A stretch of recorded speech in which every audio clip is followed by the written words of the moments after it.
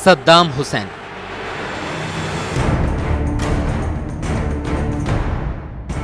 जिसके नाम से कांपता था इराक का हर बाशिंदा।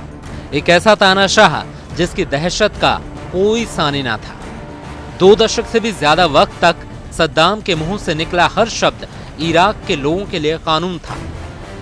हुक्म उदूली की सजा सिर्फ मौत थी। दुनिया के ताकतवर तानाशाहों की जब भी बात होती है तब सद्दाम हुसैन का नाम सबसे ऊपर लिया जाता है। सद्दाम का खौफ ऐसा था कि आसपास के देश भी उससे घबराते थे। 1979 में सद्दाम ने इराक के राष्ट्रपति अल बकर का तख्ता पलटकर गद्दी हासिल की थी। इस खूनी तख्ता पलट के जरिए सद्दाम ने इराक के लोगों को संदेश दिया था कि अगर किसी ने उसके खिलाफ बगावत की तो उसका अंजाम बेहद खतरनाक होगा। सत्ता में आते ही उसने 66 बागियों को मौत के घाट उतार दिया। अपने 20 साल से ज्यादा के राज में सद्दाम हुसैन ने इराक की जनता पर जुल्म सितम की इंतहा कर दी थी। 1982 में उसने 148 शियाओं का कत्ल करवा दिया। इराक में रहने वाले कुर्दों पर भी उसने जुल्म ढाए। अपनी दहशत को फैलाने के लिए सद्दाम हुसैन ने बगदाद में अपना बड़ा सा पुतला भी लगवाया था। ये पुतला उसकी सत्ता और ताकत का प्रतीक था। सद्दाम हुसैन खुद को खुदा मानने लगा था।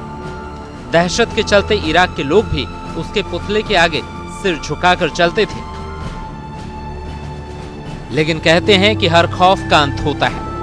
सद्दाम हुसैन के साथ भी ऐसा ही हुआ। ताकत के नशे में चूर सद्दाम ने कुवैत पर हमला कर अमेरिका से दुश्मनी ले ली। बस यही एक गलती उसे भारी पड़ गई।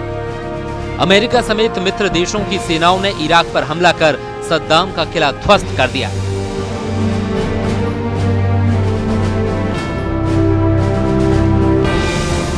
राजाओं की तरह रहने वाला सद्दाम हुसैन अमेरिकी सेना से बचने के लिए छिप गया। जब वो सामने आया तो एक फकीर के भेष में। इराक में सद्दाम का राज खत्म हो गया। बाद में उसे फांसी दे दी गई। सद्दाम की सत्ता गई तो लोगों की खुशी का ठिकाना न रहा।